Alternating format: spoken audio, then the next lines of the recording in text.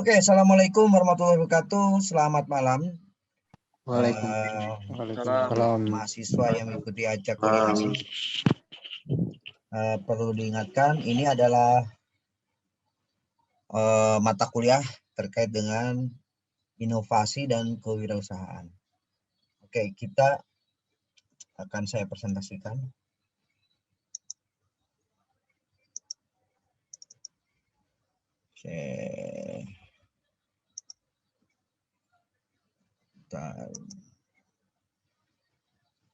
Kewirausahaan nih.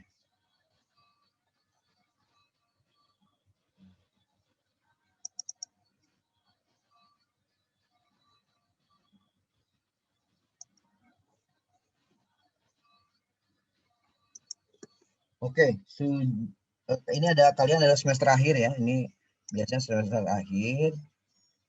Saya akan memberikan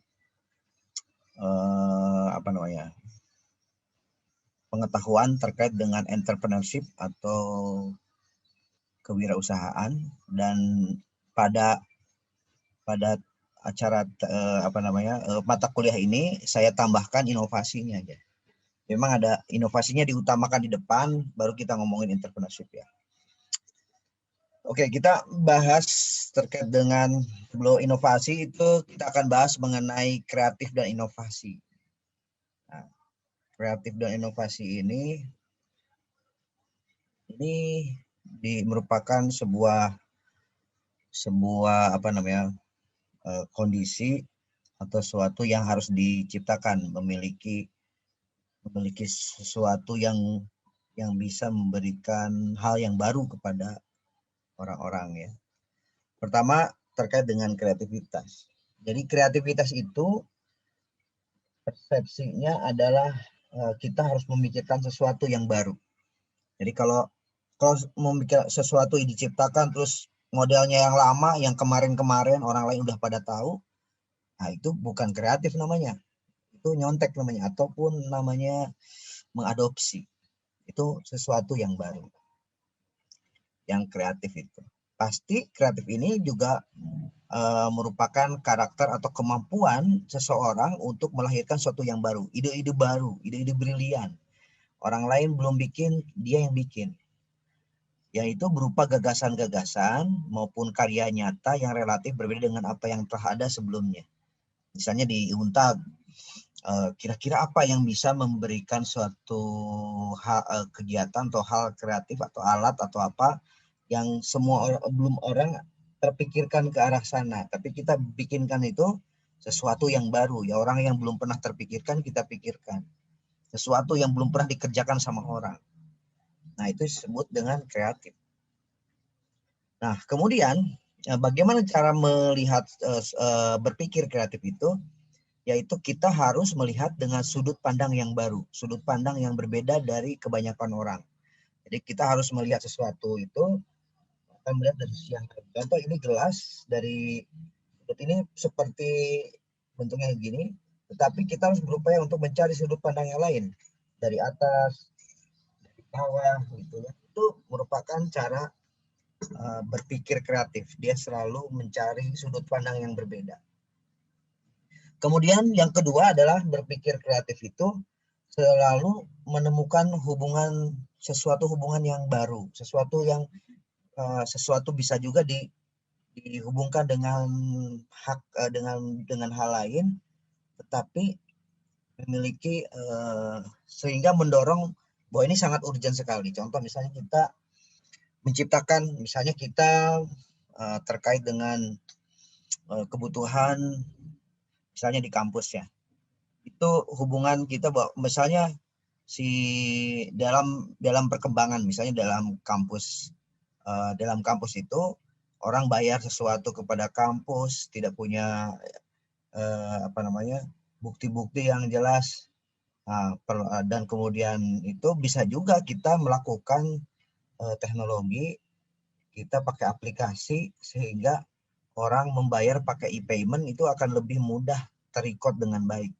Buktinya sudah ada dan kemudian sistem itu akan terrecord secara otomatis, sehingga nggak perlu harus ada bukti-bukti kertas, sedangkan bukti-bukti kertas juga banyak terjadi hilang bukti-bukti itu, pencatatannya tidak rapi, tempatnya ada di mana, catatannya itu akan membuat banyak keluhan-keluhan. Nah, itu hubungan permasalahan itu kita hubung-hubungkan bisa menjadi sesuatu yang baru. Nah, kemudian yang ketiga, membentuk kombinasi baru. Bisa saja kita melakukan suatu inovasi atau suatu hal yang kreatif dengan menggabungkan beberapa teknologi-teknologi, beberapa beberapa teknologi, berapa ide, berapa pengetahuan itu juga bisa menjadi sesuatu yang baru. Itu cara berpikir kreatif. Nah, apa yang dimaksud dengan kreatif itu? Ini ada pertanyaan dari seni berpikir kreatif, itu Robert Olson itu mengemukakan ada 3 pertanyaan yang dasar yang harus dijawab oleh kita. Apa itu kreativitas itu? Mengapa manusia berkreasi? Dan apa hambatan untuk menjadi kreatif? Nah, apa yang kreatif itu? Ada kreativitas adalah kemampuan untuk mencipta. Jadi harusnya kita mendorong, misalnya waktu kecil SD, TK itu kan selalu dirangsang untuk mencipta sesuatu, misalnya menggambar, menghayal yang benar ya, menghayal sesuatu yang ke depan harus bagaimana dan sebagai masa depannya bagaimana. Mencipta itu menjadi suatu hal yang lumrah di anak kecil. Jadi memang kreativitas itu dianggap kalau nanti udah besar masih tetap kreatif, tentunya akan berdampak positif harusnya kepada si anak tersebut. Dianggap sebagai kemampuan untuk menghasilkan gagasan baru atau wawasan yang segar. Nah, dari semua makhluk yang ada di dunia ini, manusia memiliki akal yang bisa memiliki kemampuan untuk berkreasi, sesuatu yang menciptakan sesuatu. Ya, itu akhirnya menciptakan ada beberapa jadi budaya dan hal-hal yang teknologi itu adalah karya cipta manusia, sehingga kita memiliki tanggung jawab sosial, tanggung jawab kepada masyarakat juga, kepada Tuhan Yang Maha Esa, bahwa kita harus memiliki akal yang sehat dan memiliki kreativitas yang tetap bertanggung jawab gitu. Nah, kreatif menghadirkan suatu kreatif juga memiliki, menurut John Ider itu kreatif adalah menghadirkan sesuatu benda, hal yang sebelumnya belum pernah dipergunakan. Jadi kalau ada sesuatu yang belum pernah, itu dianggap kreatif. Walaupun sebenarnya banyak juga ada produk-produk kreatif itu kita modifikasi dari orang lain. Nah, ide kreatif ini dikaitkan dengan ide yang baru. Ya, paling tidak bagi orang yang bersangkutan itu memiliki sesuatu yang belum pernah dilakukan. Ide kreatif dapat melibatkan sebuah usaha atau penggabungan dua atau lebih dari itu. Jadi pengembangan kreativitas itu tidak perlu harus terkait dengan teknologi juga, bisa juga ide bisnis atau sesuatu yang belum pernah dilakukan. Seperti halnya di pengalaman pribadi saya, waktu pertama kali tahun 2013, 2013 itu saya bangun sebuah yayasan, di mana yayasan itu untuk membina, menciptakan para wirausaha muda untuk menghasilkan sesuatu yang, nah tetapi caranya adalah dengan sekolah gratis wirausaha. Nah, saya bikin kerjasama dengan beberapa kampus di Stikes Mahardika. Kebetulan saya jadi dosen, saya buat kursus di bidang wirausaha. Itu adalah saya bikin lembaga yayasan ini, tapi memiliki produk branding namanya Life School, jadi sekolah kehidupan. Itu saya bikin dan semua gratis. Nah, itu semua gratis ini dapat bantuan dari beberapa pihak, yaitu para senior wirausahawan yang sudah terkenal dan sudah terbukti terbukti membangun usaha yang besar. Itu misalnya pemilik langsung Batik Trusmi, kemudian ada pemilik pabrik rotan, itu kita himpun dari situ, ikut berbicara Nah, ikut ngasih training, tapi semua gratis. Itu berawal dari sebelumnya saya buat acara dulu di sebuah acara radio, Business Entrepreneurship Program, dengan kerjasama dengan radio, yayasan saya dengan radio. Kita undang beberapa para pembicara. Itu jadi hal yang ramai, orang belum pernah lakukan, itu sudah dilakukan. Efek positifnya apa? Saya jadi dikenal sama para pengusaha di Cirebon yang terkenal gitu ya. Jadi saya jadi akhirnya menembus batas-batas yang tadinya tidak pernah kenal, jadi mereka kenal sama saya. Jadi sehingga saya efek dari situ saya dapat bisnis dari mereka gitu. Nah, itu kira-kira strategi-strategi dalam menciptakan sesuatu itu pasti ada. Nah, kemudian kedua, dalam kehidupan sejarah saya adalah ini dalam bisnis ya, menghasilkan produk juga. Nah, waktu dulu itu, waktu zaman 2014 itu, 14 ya, 14, 15 lah. Itu Jawa Barat sudah mencanangkan semacam iket ya, iket Sunda, jadi bentuknya hitam. Nah, waktu itu tinggal saya modifikasi.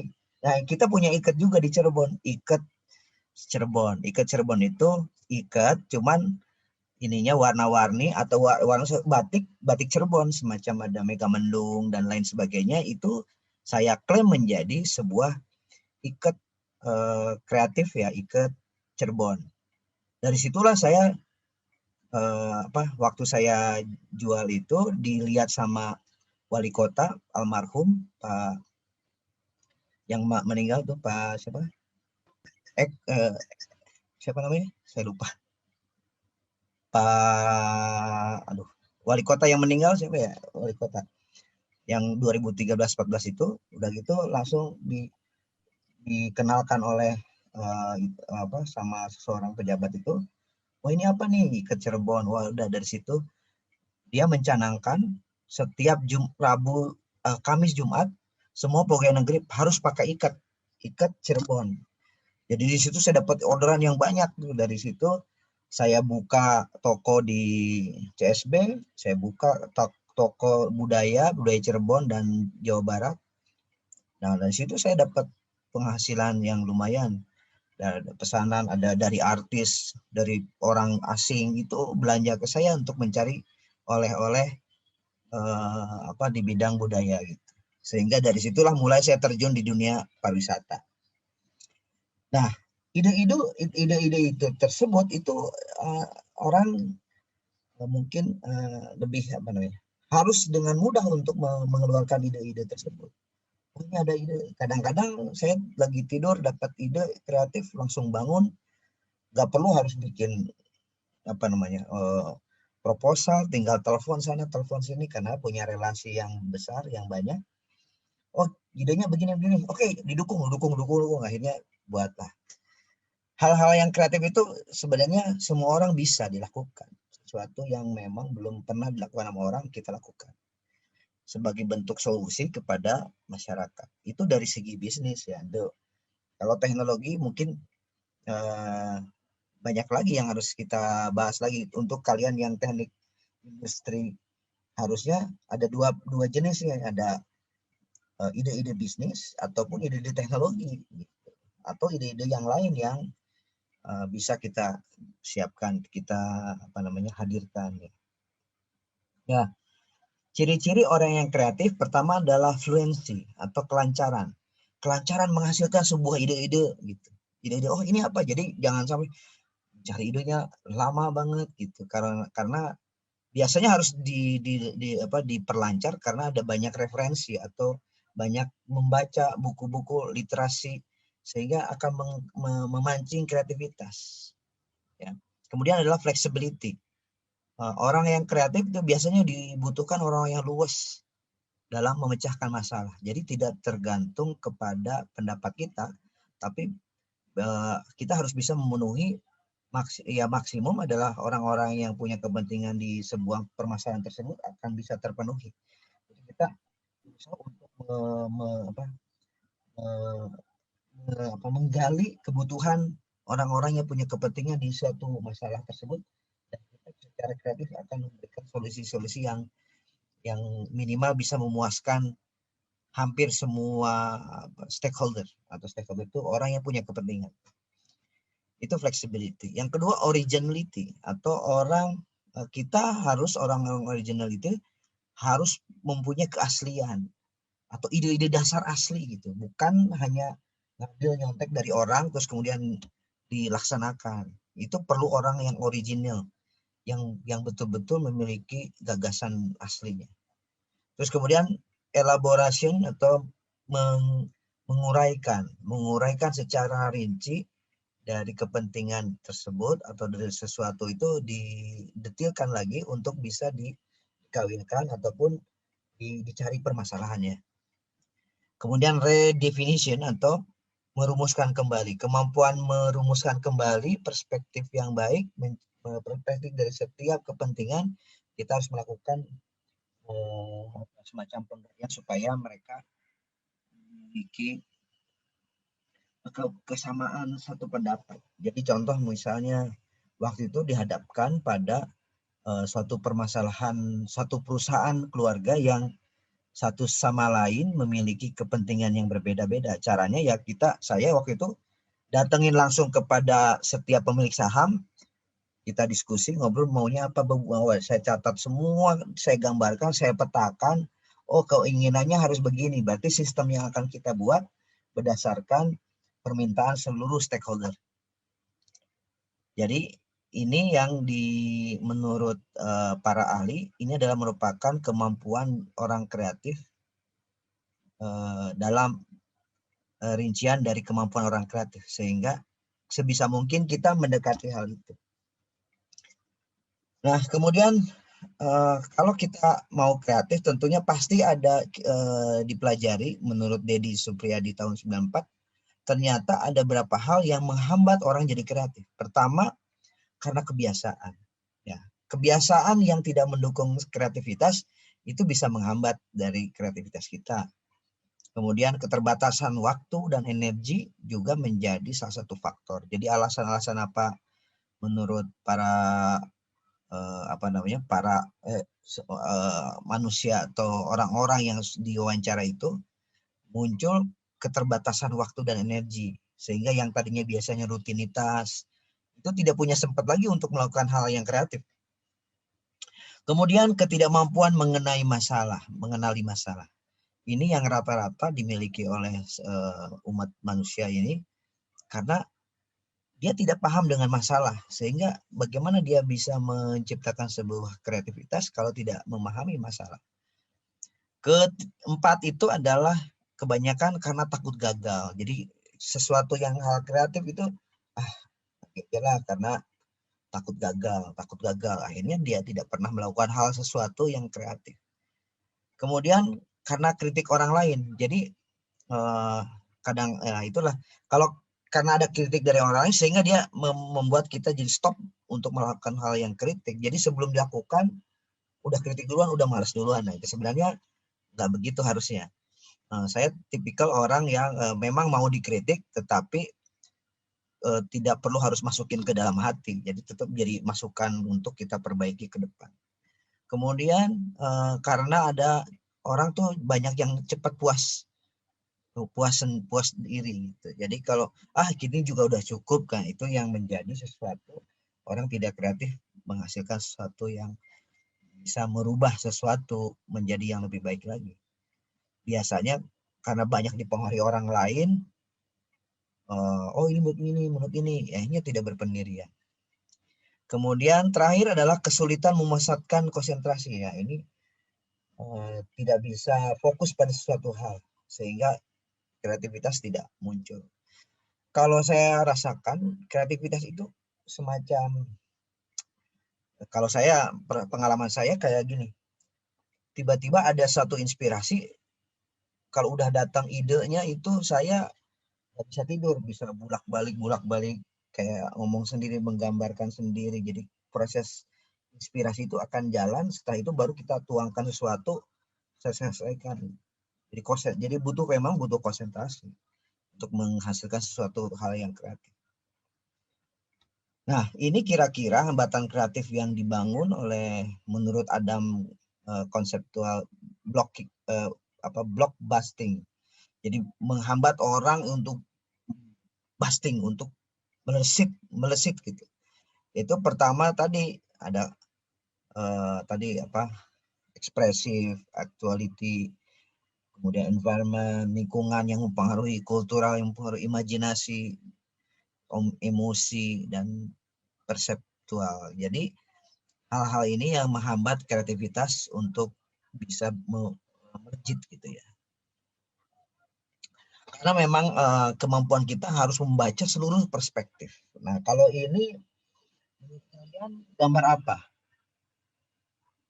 Ada yang bisa jawab? Halo.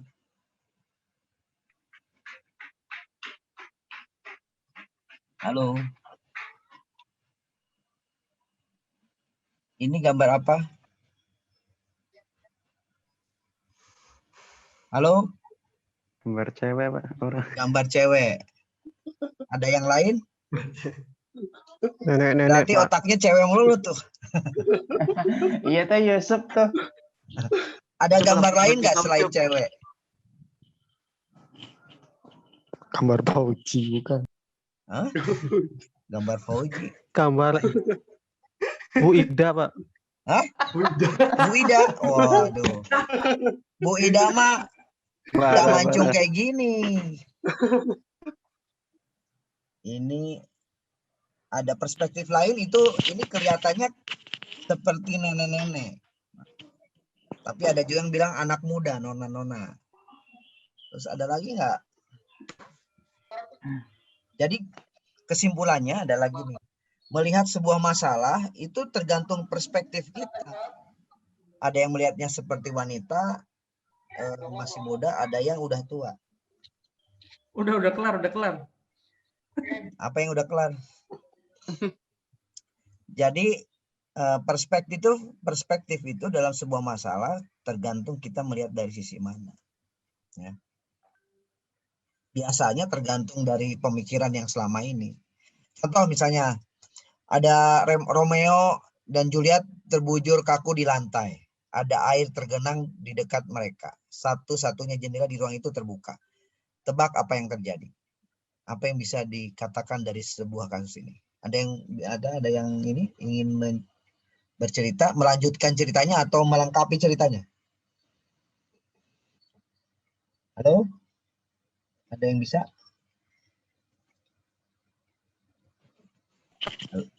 Jaki.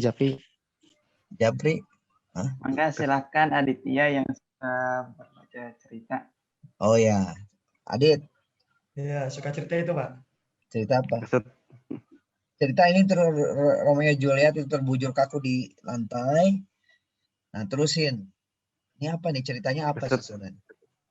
Kesetrum kayaknya, Pak. Kesetrum. Apa lagi? Ada lagi yang lain? Ini malam kayaknya jangan-jangan ada mikir yang beda-beda nih. Tapi nggak berani ngomong ini.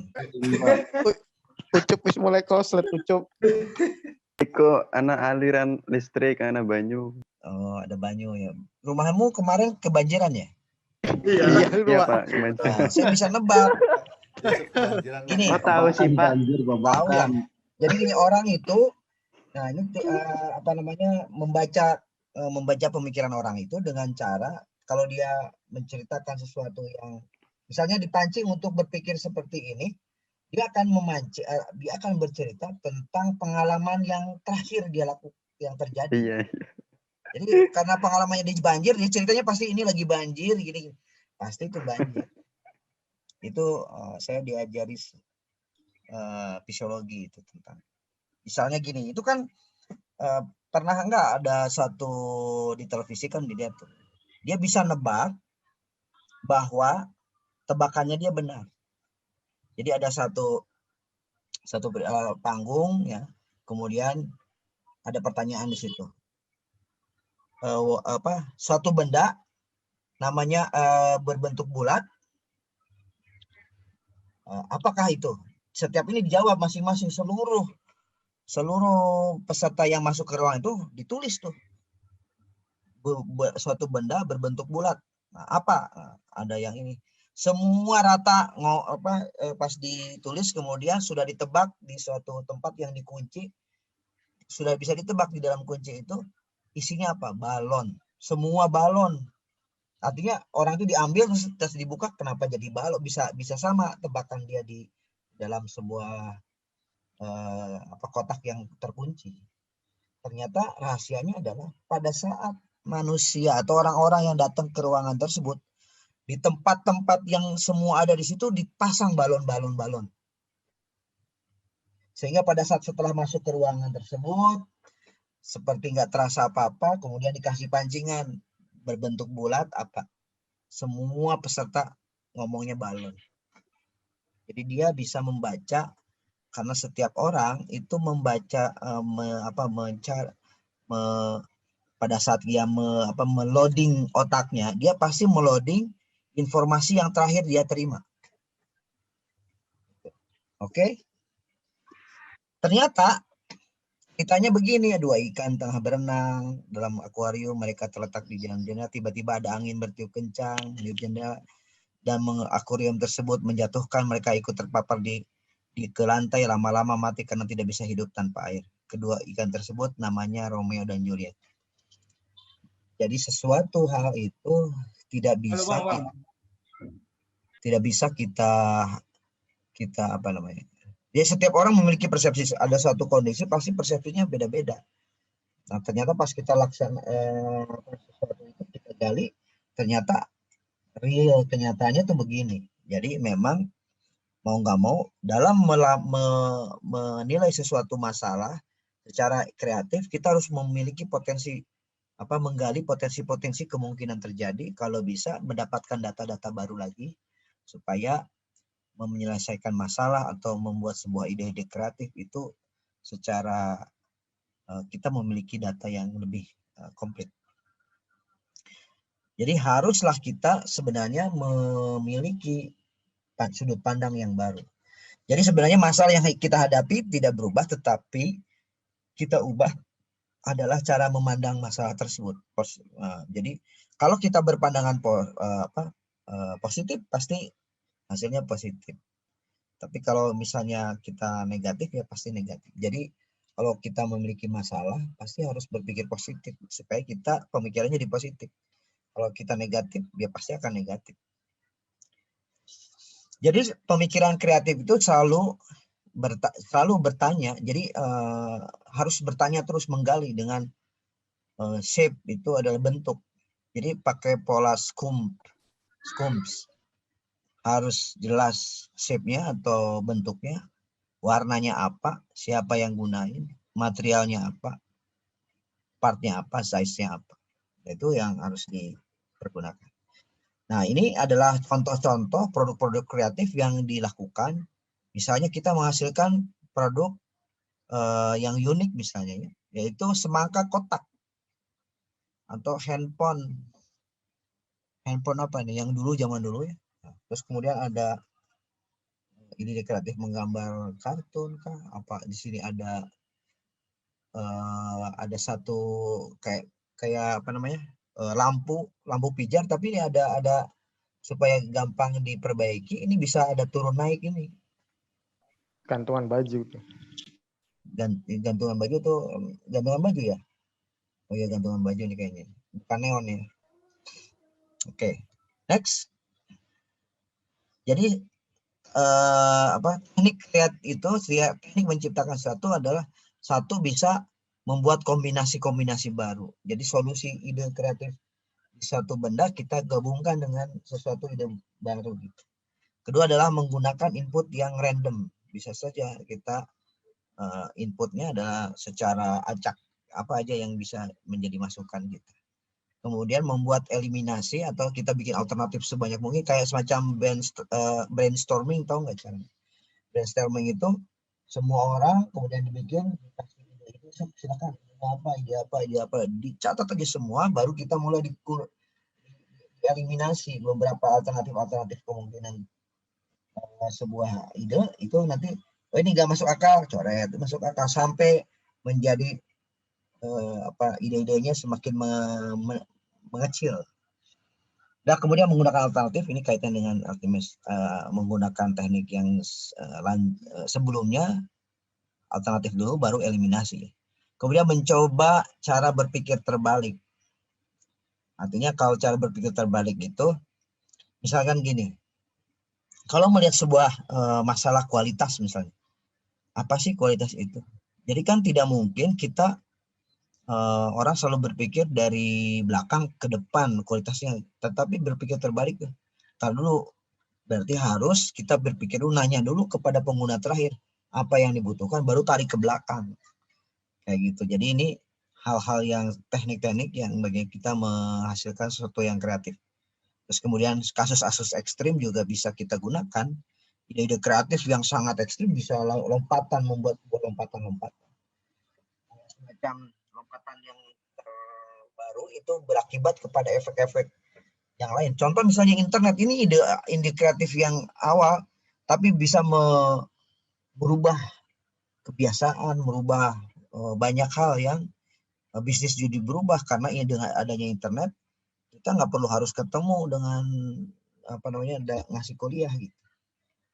Hal-hal tersebut, atau misalnya sekarang ada drone yang bisa ditumpangi, helikopter, taksi helikopter, atau macam-macam, banyak yang bisa kita gunakan. Jadi teknik visual thinking ini ada visual thinking itu amati, ATM namanya, amati, tiru, modifikasi. Jadi bisa juga ide-ide kreatifnya amati, tiru, modifikasi. Nyontek juga nggak apa-apa, cuman nyonteknya itu tidak semuanya dicontek habis gitu ya. Tapi harus dimodifikasi dengan ini perlu ada apa, perlu apa. Baik itu bisnis, teknologi, proses, dan lain-lain.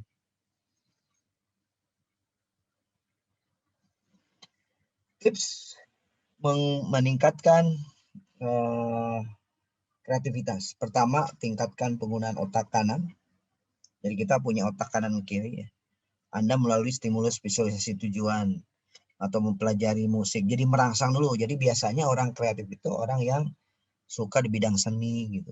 Hal-hal yang biasanya itu orang, dan kebanyakan gitu.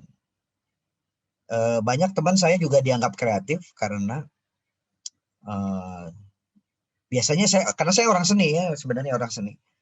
Tapi saya di dunia pendidikan juga gitu. Jadi saya menciptakan lagu, saya melukis. Di rumah saya banyak lukisan karya saya juga, itu juga orang-orang seni. Nah itu biasanya, tapi bagaimana kalau nggak punya seni? Ya nggak apa-apa, bukan berarti ini, bisa juga kita latih supaya kita kreatif. Kalau dunia seni kan biasa menciptakan sesuatu yang orang belum pernah bikin, sesuatu yang baru. Melukis kan, saya melukis satu melukis satu itu cuma menciptakan lukisan satu-satunya di dunia kan. Jadi saya pernah ide tiba-tiba ide ekstrim. Saya waktu itu ada acara Cirebon Expo itu, saya melukis baju yang tapi pakai pemutih. Dilukis baju yang saya beli yang harga 25.000, saya jual, saya lukis karena satu-satunya. Saya jual 50, 60, sampai 70, bahkan 100.000, itu laku, dilukis sama saya. Dengan nama dia dan sebagainya. Terus kemudian kenali hambatan kreativitas Anda dan lakukan rencana aksi untuk mengeliminir, mengeliminasi dari hambatan tersebut. Jadi kenali hambatan Anda. Jadi kalian harus mengenal diri sendiri, hambatannya apa ya? Kalau saya nggak kreatif, kenapa ya? Itu karena banyak hal yang ada di kita karena tidak bisa kreatif. Bisa juga karena misalnya saya lihat ada misalnya arsitektur ataupun desain grafis, membuat logo. Saya biasanya supaya saya lebih kreatif lagi, saya harus buka-buka buku tentang logo semua orang. Semua buku saya lihat, saya dapat referensi dulu. Kemudian ide-ide kreatif apa, saya lihat dulu tuh. Nah, sampai akhirnya saya punya ide ini. Nah, seperti halnya kalau kalian mau tugas akhir, kalian tuh harus referensi dulu, cari penelitian, atau kalau kalian harus membuat sesuatu alat, kalian harus buka YouTube dulu, cari itu teknologi yang ada sekarang kayak gimana sih. Oh gini, ada gini, Siapa tahu dapat inspirasi sehingga akan masuk membuat ide baru gitu. Biasakan berpikir berbeda. Nah itu kira-kira saya sih punya mimpi ya. Untag ini semua baik mesin, elektro apapun sampai ke teknik industri itu menghasilkan suatu orang-orang yang brilian untuk menghasilkan ide-ide yang berbeda, ide-ide kreatif, menghasilkan alat yang bisa menjadi solusi bagi masyarakat gitu. Jadi jangan hanya saya mah nyontek aja dari si A si B yang dari dulu kok itu aja gitu loh. Nggak ada yang lain gitu. Kenapa sih? Sesuatu yang harusnya bisa dihasilkan. Jadi quote-nya adalah menurut Thomas Alva Edison adalah kreativitas terdiri dari 1% inspirasi dan 99% itu kerja keras. Jadi sebenarnya ide kreatif mah cuma satu, cuman yang kebanyakan yang paling susah adalah kerja keras untuk mewujudkan ide itu kan. Nah, ini adalah salah satu film yang bisa menjadi merangsang otak kalian untuk berkreatif. Kreativitas baru bisa muncul apabila kamu berpikir positif. Halo semuanya, nama saya Michael. Selamat datang di channel saya, Sikutu Buku. Kali ini saya akan bahas buku Tinker Toys karya Michael Michalko. Sebelum kita mulai, buat kalian yang mau support channel ini agar terus berkarya, caranya gampang banget. Kalian cukup klik subscribe dan nyalakan loncengnya. Dukungan kalian membantu banget supaya kita bisa rutin posting dan bersama-sama belajar di channel ini. Buku ini membahas bagaimana kita bisa berpikir kreatif. Kalau dipikir-pikir, setiap ide hebat mungkin kedengarannya sangat jelas. Tapi, apakah kamu bisa jadi orang yang mengajukan ide tersebut? Di bukunya, Michael menuliskan puluhan teknik yang bisa membantu kamu dalam berpikir kreatif. Sebagai informasi, Michael merupakan seorang ahli dalam hal kreatif. Ketika bekerja sebagai anggota di Angkatan Militer Amerika Serikat, dia merupakan kepala tim yang berisi spesialis intelijen NATO dan akademisi internasional yang bertujuan untuk mencari metode berpikir kreatif di seluruh dunia. Timnya lalu mengaplikasikan ide tersebut pada berbagai kegiatan militer NATO, masalah politik, dan ekonomi. Kemudian, setelah tidak bekerja lagi untuk pemerintahan, Michael membantu perusahaan untuk mengaplikasikan teknik berpikir kreatif untuk menyelesaikan masalah kompleks yang dialami oleh perusahaan. Saya merangkumnya menjadi 3 hal penting dari buku ini. Pertama, kenapa seseorang kreatif? Seorang seniman menjadi kreatif karena mereka percaya diri kalau mereka adalah orang yang kreatif. Mereka punya pemikiran kalau semua jawaban atas permasalahan berada pada alam bawah sadar mereka. Karakter positif inilah yang akhirnya membuat seniman tersebut menjadi orang yang sangat kreatif. Michael pernah meminta setiap karyawan dalam sebuah perusahaan untuk menuliskan sebuah esai kenapa masing-masing dari mereka punya potensi menjadi orang yang paling kreatif dalam organisasi tersebut. Michael meminta mereka untuk melebih-lebihkan pencapaian yang mereka raih. Bahkan dia juga meminta mereka untuk mengarang soal kesuksesan mereka dalam hal berpikir kreatif. Selanjutnya, Michael meminta mereka untuk membuat argumen soal kesuksesan yang sudah mereka tulis dan mereka harus mengaruhi rekan kerjanya kalau argumen mereka itu benar. Menariknya, semakin sering mereka mempraktekkan latihan ini, mayoritas dari karyawan merasa kalau mereka merupakan orang yang kreatif dan berpikir selayaknya orang yang kreatif. Ketika kita merasa kaya, sukses, dan kreatif, maka pikiran kamu akan berbeda jika kamu merasa miskin dan tidak berhasil. Perbedaan antara orang yang kreatif dan tidak itu hanya di masalah kepercayaan saja. Contohnya seperti ini. Seorang peneliti mengunjungi sebuah suku di desa terpencil. Suku tersebut punya keyakinan kalau hidup mereka akan selesai apabila mereka menyeberangi sungai. Hal inilah yang kemudian mendistorsi realita mereka sendiri dari kenyataan yang sebenarnya. Michael menekankan ada 3 hal yang bisa mengganggu kreativitas seseorang, yaitu fear, uncertainties, dan doubts. Ketiga hal ini akan membuat pikiran kamu sulit menjadi kreatif. Pikiran negatif ini sangat berbahaya bagi seorang pemikir kreatif. Oleh karena itu, kita harus menyadari apabila ada ketakutan, ketidakpastian, dan keraguan yang muncul. Kemudian, kita akan mengubah pemikiran tersebut menjadi pikiran yang lebih positif. Latihan ini berguna untuk mengontrol pikiran negatif dan menggantinya menjadi pikiran positif sehingga kreativitas kita bertumbuh.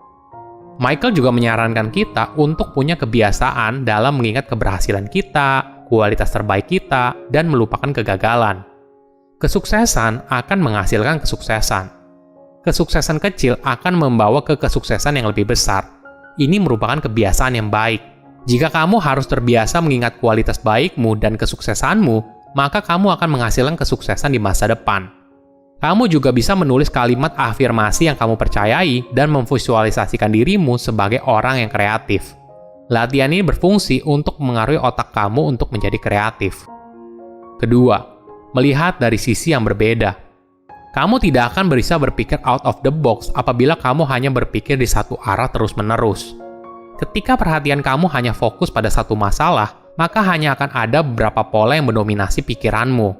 Pola ini pada akhirnya hanya memberikan sebuah ide yang mudah ditebak, tidak peduli seberapa keras kamu berpikir. Menariknya, jika kamu mencoba untuk mengubah fokus kamu dan menggabungkan dengan suatu hal yang sama sekali tidak berhubungan, maka pola baru akan muncul. Salah satu teknik yang digunakan oleh Michael adalah idea sparks, yaitu menggabungkan kata yang tidak beraturan secara random. Michael mencontohkan bagaimana dia bisa datang dengan nama bukunya, yaitu Tinker Toy. Jadi awalnya dia membagi menjadi 2 daftar yang berisi 20 kata. Daftar A berisi kata yang berhubungan dengan inovasi atau kreativitas seperti art, brainstorm, create, think, imagine, dan sebagainya. Di daftar B, dia lalu menuliskan kata yang secara acak muncul dalam pikirannya. Kata yang muncul seperti football, baby, toys, doormat, dan sebagainya. Nah, kemudian dia menggabungkan kata dari daftar A dengan kata dari daftar B secara acak. Hingga akhirnya muncul kombinasi think dan toy. Dari situ, barulah dia mempertajam idenya hingga judul bukunya menjadi Tinker Toys. Cara berpikir ini merupakan pola pikir para jenius di dunia. Leonardo da Vinci percaya untuk mengetahui sebuah masalah dengan lebih baik, maka kita perlu melihatnya dari berbagai arah. Leonardo merasa kalau cara pandang awal sebuah masalah sangat bias, sehingga dia perlu untuk mencoba berbagai perspektif. Setiap perspektif yang dicoba oleh Leonardo, maka pemahamannya tentang sebuah masalah akan semakin dalam. Hingga akhirnya dia mampu memahami akar masalahnya apa. Leonardo menyebut strategi berpikir ini sebagai saper vedere, atau yang berarti tahu kemana harus melihat. Bukan hanya Leonardo da Vinci, Richard Feynman yang merupakan fisikawan peraih Nobel juga punya caranya sendiri. Setiap kali dia terjebak dalam sebuah masalah, dia selalu melihatnya dari sisi yang lain. Jika solusinya tidak berhasil, maka dia akan berpindah ke cara yang lain. Jadi, masalah apapun yang muncul, Richard selalu menemukan cara bagaimana melihatnya. Ini merupakan latihan yang sangat penting. Ketika kita mampu mengubah cara pandang kita tentang suatu hal, maka hal tersebut akan berubah dengan sendirinya. Ketiga, bagaimana kreativitas bekerja. Ada cara yang bisa kamu coba untuk jadi orang yang orisinil. Menurut Michael, caranya yaitu dengan active thinking, yaitu kemampuan untuk melihat informasi yang sama seperti orang lain, tapi kamu bisa merangkainya menjadi pola yang baru. Kemampuan active thinking baru bisa dimiliki apabila kamu bisa memanfaatkan kedua bagian otak kamu secara optimal. Sebagai informasi, otak bagian kiri memproses kata dan simbol, sedangkan otak bagian kanan berpikir dalam hal visual. Otak bagian kiri lebih banyak digunakan oleh penulis, matematikawan, dan ilmuwan. Sedangkan otak bagian kanan lebih banyak digunakan oleh seniman, pengrajin, dan musisi. Cara berpikir linear adalah untuk otak bagian kiri, dan cara berpikir intuitif adalah untuk otak bagian kanan. Berpikir linear membantu kita dalam menyusun informasi yang sudah ada sehingga terstruktur. Sedangkan berpikir intuitif akan menciptakan informasi yang baru melalui imajinasi dan intuisi. Latihan untuk berpikir kreatif lainnya adalah berbicara dengan berbagai tipe orang yang berbeda. Kegiatan ini untuk membebaskan kita dari stereotip dan asumsi. Menariknya, kadang ide brilian muncul dari orang non-ahli, karena orang tersebut tidak memiliki batasan yang sudah ada di kepala seorang ahli. Jadi, gunakan kesempatan kapanpun untuk berbicara dengan orang lain, khususnya di luar bidang yang kamu tekuni. Siapa tahu, percakapan tersebut akan memberikanmu inspirasi dan mampu menghasilkan ide yang brilian. Menjadi kreatif dimulai dari mengubah cara pandang kamu terhadap suatu hal. Ketika kamu bertindak seperti orang yang kreatif, maka kamu akan menjadi orang yang kreatif. Silakan komen di kolom komentar pelajaran apa yang kalian dapat ketika baca buku ini. Selain itu, komen juga mau buku apa lagi yang saya review di video berikutnya. Saya undur diri, jangan lupa subscribe channel YouTube Sikutu Buku. Bye-bye. Nah, ini tadi video tadi bisa memberikan inspirasi dan inovasi. Jadi tadi kan ada kreativitas. Sekarang inovasi adalah adalah proses menemukan atau mengimplementasikan sesuatu yang baru di dalam situasi yang baru. Jadi tadi kreativitas sebagai bahan untuk inovasi.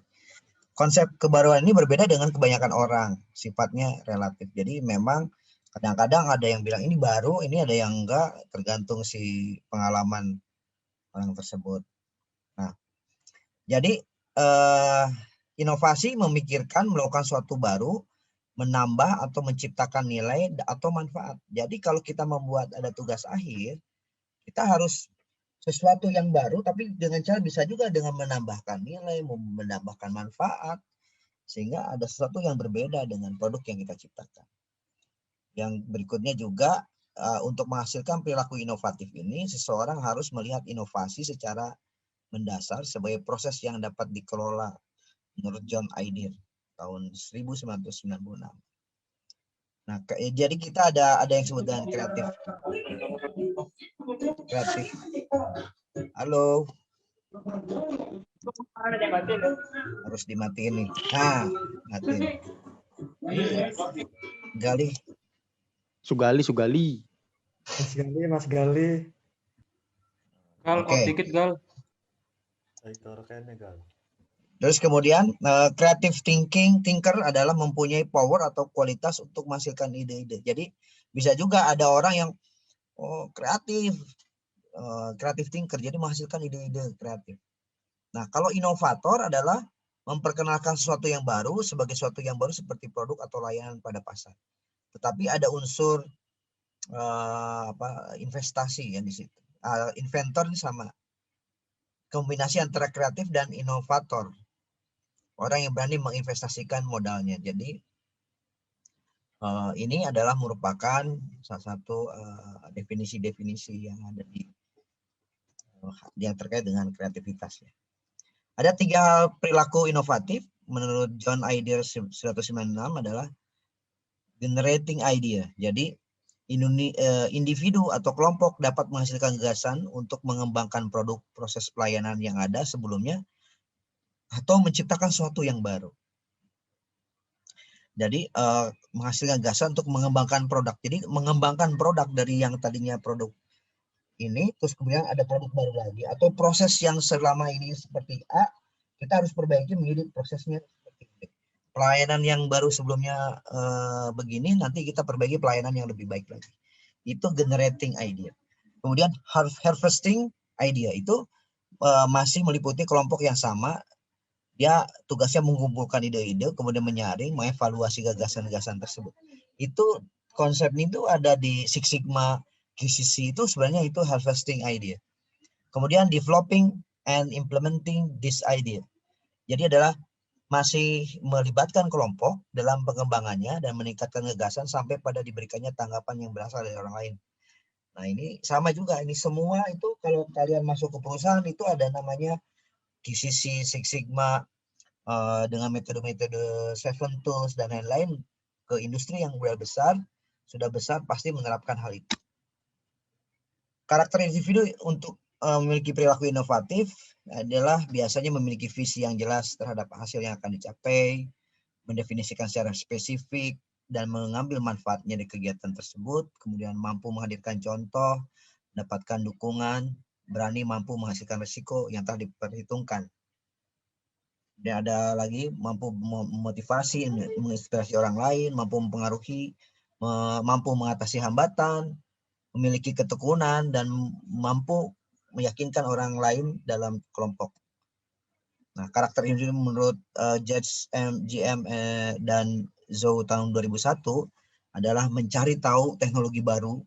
Jadi kalian itu kalau ingin dianggap kreatif atau memiliki ide yang brilian di dalam menghasilkan tugas akhir ini, kalian mencari tahu di YouTube, Google, lain-lain teknologi yang saat ini apa sih gitu. Misalnya kita pertama kita lakukan ada misalnya kita menetapkan ide, kita mau bikin apa nih. Nah, bikin apa nanti kita spek dulu. Kita mampunya apa yang kita misalnya kita dekat dengan siapa, supplier siapa, pabrik apa yang kita dekat yang bisa kita datengin atau kita bisa kasih ide atau itu misalnya apa, misalnya pabrik rotan, pabrik apa. Oh, berarti kita fokus rotan atau pertanian. Ya, teknologi pertanian. Oke, kita fokus di teknologi pertanian atau di hal-hal yang lain. Atau ada tetangga punya industri apa, nanti bisa saja kita datang, oh prosesnya begini. Kita cari tahu kepada YouTube, Google, teknologi yang terkait apa aja yang sekarang terjadi. Oh, A, B, C, D kita. Oh, nah, ide-ide itu bisa kita inspirasi, menciptakan sesuatu, menghasilkan ide-ide kreatif tadi, memajukan. Jadi inti pertama untuk munculkan ide kreatif itu harus mencari referensi yang lain dulu. Orang lain yang sudah melakukan sudah apa, itu yang harus kita ambil, menggali informasi teknologi-teknologi yang sedang berlangsung atau setelah dilakukan sama orang lain, baru kita bisa menghasilkan ide-ide kreatif. Sehingga intinya adalah menginspirasi pada orang kita bisa kombinasikan teknologi ini bisa menjadi suatu hal yang baru. Memajukan dan memperjuangkan ide-ide orang lain itu bisa juga diterapkan. Nah, ini kemudian meneliti, menyediakan sumber daya yang diperlukan untuk mewujudkan ide baru itu, terus kemudian mengembangkan rencana, jadwalnya yang matang, dan itu baru kreatif. Nah, tahapan-tahapan perilaku inovatif itu menurut Scott adalah tahapan 1 adalah perilaku inovasi dimulai dari pengenalan masalah, menghimpun ide-ide dan solusi, dapat berupa suatu hal yang baru merupakan adaptasi dari suatu hal yang lain. Kedua adalah berusaha mencari dukungan ide tersebut dan mencoba membangun kerjasama dengan pendukung ide. Tahap ketiga, bisa menyelesaikan ide tersebut dengan membuat modul, prototipe, inovasi, wujud nyata yang dirasakan, disentuh, mengubahnya ke arah penggunaan produktif dan keterlembagaan, dan lain sebagainya. Perilaku inovatif ini secara bertahap dilakukan. Ya. Kemudian model perilaku yang lain adalah ada 4 sistem yang saling berinteraksi terkait dengan lingkungan perilaku inovatif dan leadership. Tentunya kita harus punya leadership yang kuat. Kemudian kelompok kerja, kita punya tim dan kita harus memiliki gaya pemecahan masalah. Dan ini merupakan model perilakunya dari tadi leader role expectation, leader member expectation, intuitive problem, career stage. Ini harus disupport inovasi dan resource supply, sehingga ini bisa menghasilkan sifat karakter inovasi. Ya. Sorry. Oh my God, what happened? Ini terputus ya. Lagi ya. Terusin. Oke. Baru kita prinsip dari inovasi. Hal-hal yang harus dilakukan oleh seorang inovator atau adalah punya tujuan, sistematis, diawali dengan analisis peluang. Itu adalah prinsip-prinsip inovasi. Kedua adalah inovasi antar konseptual, perseptual, inovator yang sukses menggunakan otak kanannya. Jadi kadang-kadang bisa dari konseptual harus diterjemahkan lagi ke perseptual. Perseptual baru terjemahan ke inovator. Inovasi elektif secara sederhana dan terfokus, dan bisa juga efektif inovasi start dari hal yang kecil. Ini adalah hal-hal yang harus dilakukan oleh seorang inovator. Kedua adalah yang tidak boleh. Nah, ini ya the don't. Tadi kan the do, kan ini the don't. Jadi pertama adalah jangan bersifat pandai sendiri atau minterin diri sendiri. Jadi bisa ya, cuma dia menterin diri sendiri tapi tidak bisa mempengaruhi orang lain. Terus kemudian jangan beragam, mengerjakan sesuatu dalam banyak hal. Jadi semua dipegang. Ini mereka kerjain sendiri. Harus berbagi. Jangan berinovasi untuk yang akan datang.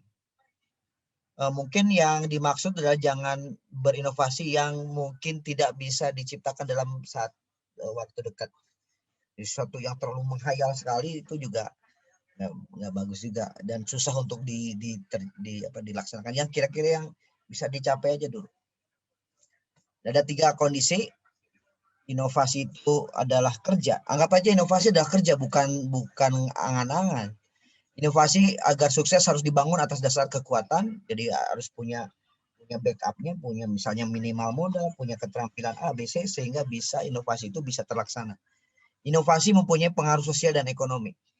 Inovasi harus memiliki satu pengaruh sosial dan ekonomi. Jadi dengan adanya menciptakan barang X itu akan mempengaruhi industrinya akan lebih bagus dan sebagainya. Ini adalah yang saya harapkan bahwa kita teknik industrinya adalah teknik industri manufaktur yang bisa mempengaruhi menciptakan alat-alat yang bisa meningkatkan produktivitas suatu industri minimal ya. Oke. Ada macam-macam inovasi, ada inovasi berbentuk produk sendiri atau inovasi dalam proses bisnis. Jadi proses usaha bisnis juga atau proses dalam memproduksi. Ya, kemudian dan inovasi jasa layanan itu menjadi satu perhatian kita. Sumbernya dari mana ide inovasi ini? Bisa technological trend forecasting. Jadi memperkirakan teknologi ke depan tuh begini-begini loh gitu. Kayak contoh, gara-gara internet, gara-gara ini kemungkinan nih salah satu yang sebenarnya sudah dilakukan ada mall itu tidak perlu lagi tempat yang besar. Dia hanya di mall itu banyak semacam papan board promosi produk ini, pembelian langsung pada saat itu dipoto langsung otomatis dikirim ke rumahnya, udah pas kita datang rumah barang itu sudah ada. Ada market forecasting juga, kita bisa juga ide kreatif berdasarkan peramalan dari suatu pasar. Ya, kreatif inovasi ya. Inovasi ya ini.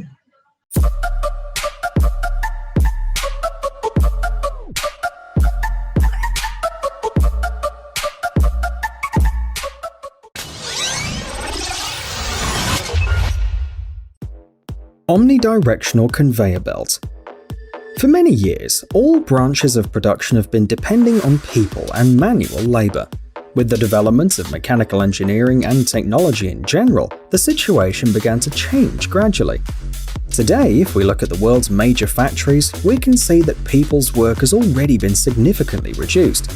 However, there are still many tasks that can only be performed by people. Therefore, the most recent trend in technological development is the automation of these processes as well. Celluveyor is a conveyor belt developed by the German startup Cellumation.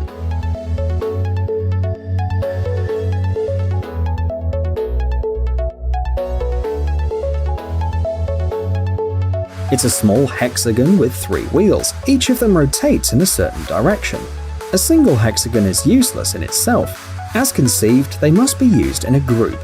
Together, dozens of hexagons create an omnidirectional conveyor belt. This means that the box with the goods first can move in any direction, and second can be sent to any part of the conveyor. Inventors believe that Celluveyor can be used in warehouses, factories, and assembly lines. A conveyor belt of this type, controlled by artificial intelligence, will take care of all logistic tasks much faster than a group of several people.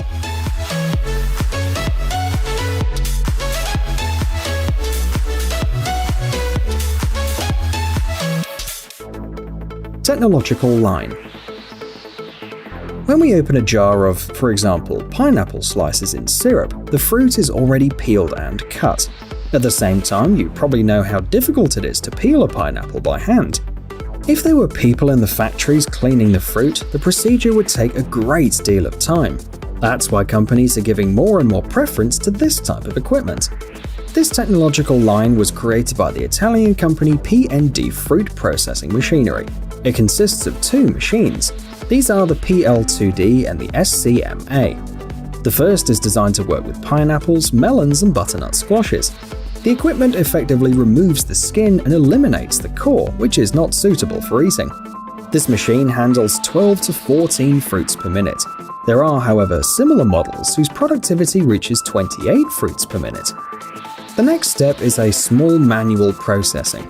Before entering the SCMA, the skin residues of the melon and pineapple are peeled off. The fruit is then cut in half. All subsequent work is then carried out again by the machine. 2 cutting blocks are available. The first is a guillotine that makes a horizontal cut to produce slices. The second unit is then equipped with round rotating blades. They're responsible for the vertical cutting to produce the cubes. At this stage, the production rate is 18 to 20 fruits per minute.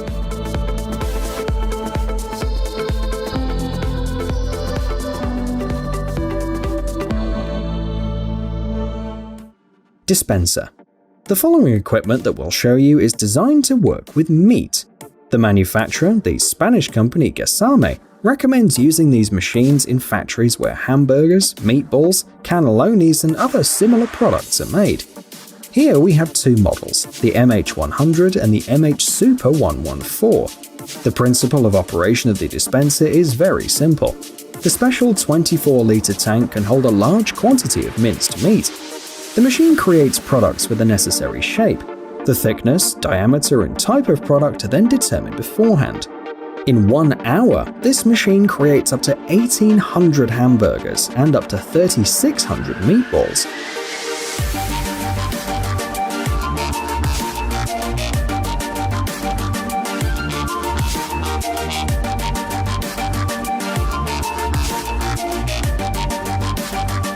This machine works with people.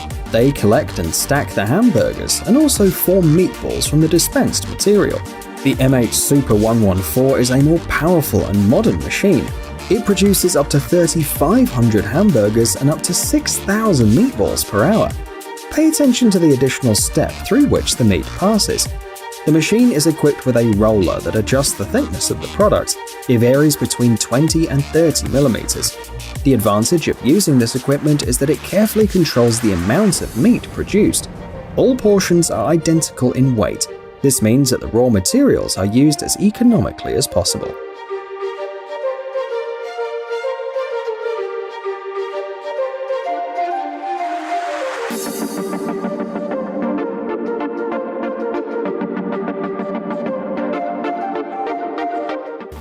Harvesting machine. It's time to move from workshops, factories, and companies to the farm, because this is where a large number of production processes begin. In the end, before the fruit can become a product ready for sale, someone has to pick it up. The 2 machines we're going to show you now are developed by COE, a California-based company. The C7 and the L2 models perform a number of complex but useful functions. This is a mobile platform that is installed under a tree that's ready to harvest. A special unit shakes the trunk of the tree. The ripe fruit then falls onto the platform and rolls onto the conveyor belt.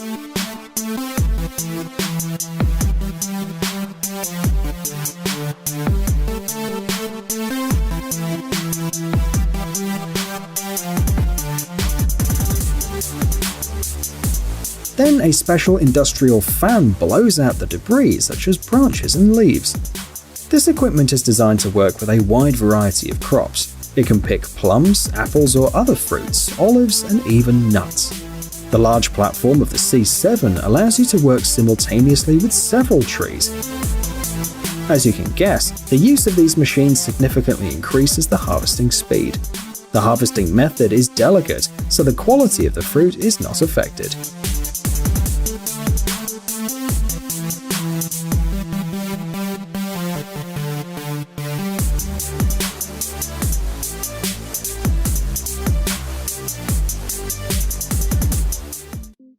Automatic farm.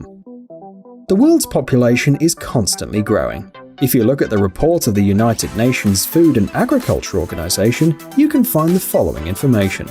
By 2050, humanity should double food production. Otherwise, there will simply not be enough food for everyone. Only machines can help increase production volumes so drastically. Some engineers are already thinking about it. Iron Ox is an American startup whose specialists have created a fully automated farm in San Carlos, California. Several robots are involved in the entire production cycle. The first robot picks up a tray of sprouted seeds and takes them to a special station. Here, the robot arm classifies the seeds depending on their stage of growth to optimize the space allocated to them. In other words, the youngest plants are placed close to each other, and the adult plants are then placed at a greater distance from each other.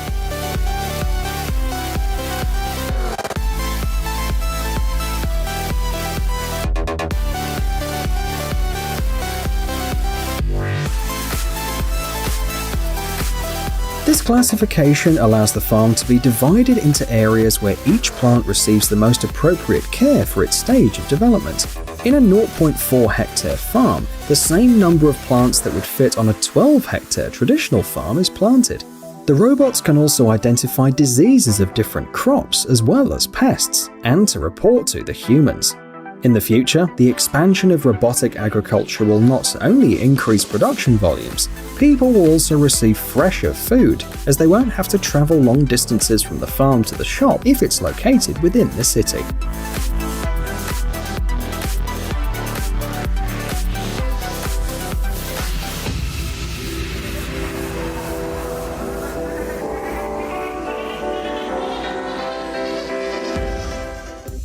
Automatic painting robot. The latest technology to accelerate production that we'll show you today is designed to take automobile factories to a new level. These are special automatic painting robots. Their work tool is a manipulator equipped with a sprayer on the end. As a general rule, these machines are complemented with a painting system as well as a color change system. All these processes are controlled by a computer. The operator only monitors and controls the process.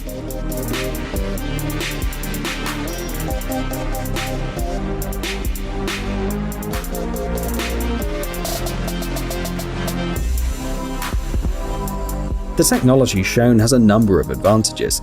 Firstly, the quality of the paint is much higher than manually. The robot applies the paint perfectly, even over the entire surface. Thus, the robot does the job in less time than a person. Not to mention the fact that human interaction with toxic paints is minimized.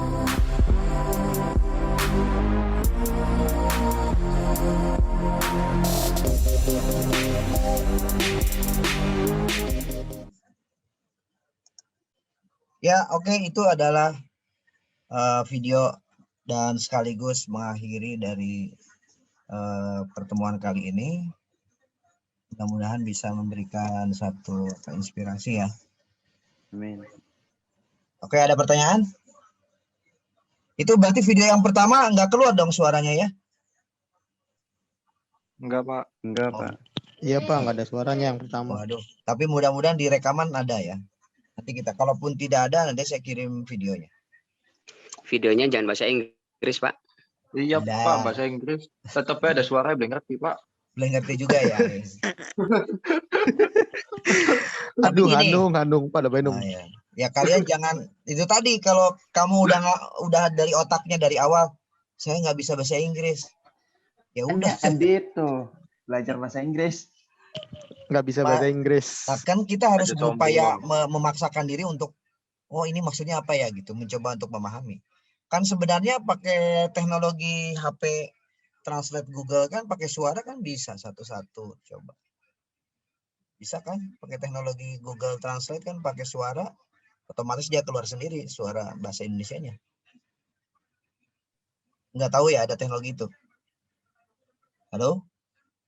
Tapi kalau satu kalimat biasanya apa ya? Ya kan diberhentiin sih, berhenti lagi, berhenti. Nanti kan kasih videonya. Oh, gitu. Kasihan Pak Google-nya Pak. Kasihan kamunya, males. Oke, nggak ada pertanyaan? Ada pertanyaan? Belum ada, Pak. Belum ada ya, oke. Iya, belum ada Pak, cukup Pak. Udah ngantuk kali ya. Oke, terima kasih Betul untuk sekali. pertemuan perencanaan kewirausahaan dan inovasi. Mudah-mudahan bisa memberikan inspirasi untuk. Lah, ini ada yang nanya absen, Pi. Baru masuk ya? Linknya nih. Untung nanya tadi harusnya Pak itu datangnya sore-sore kayak ada malam. Halo Pak. Silakan absen tuh. Klik. Oke, ada pertanyaan? Punten minta absennya. Oke, punten. Oh, yang tadi lagi jelasin gimana mungkin untuk saya. Oke, ada pertanyaan lagi? Kalau tidak ada, saya ucapkan banyak terima kasih dan wassalamualaikum warahmatullahi wabarakatuh. Waalaikumsalam warahmatullahi wabarakatuh. wabarakatuh.